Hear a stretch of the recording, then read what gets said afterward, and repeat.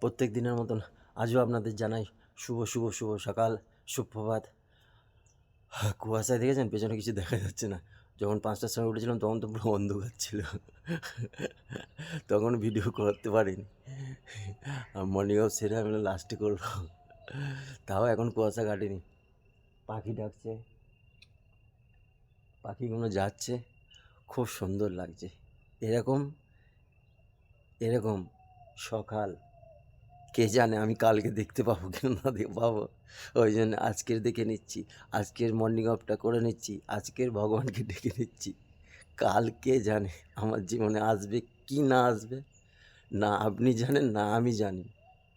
ওই জন্যে সময় আছে, সময়টাকে কাজে লাগাই। 9টা পর্যন্ত ঘুমাই না।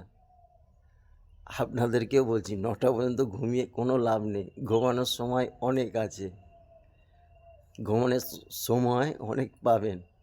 যখন আপনি সকালবেলা উঠে ব্যায়াম করতে পারবেন না, মর্নিং ওয়াকে হাঁটতে পারবেন না, তখন ঘুমানোর সময় অনেক থাকবে, দেখে নেবেন।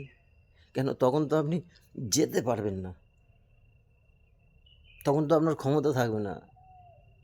কেন বলুন, আপনি তো কিছু করেননি, ব্যায়াম করেননি, আসন করেননি, কিচ্ছু করেননি, সকালবেলা ওঠেননি, তখন তো আর কোনো জোরই থাকবে না।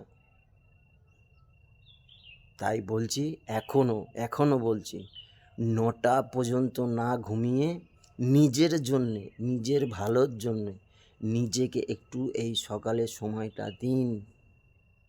এতে আপনারই ভালো থাকবে, এতে আপনারই ভালো হবে, সুস্থ থাকবেন, ভালো থাকবেন।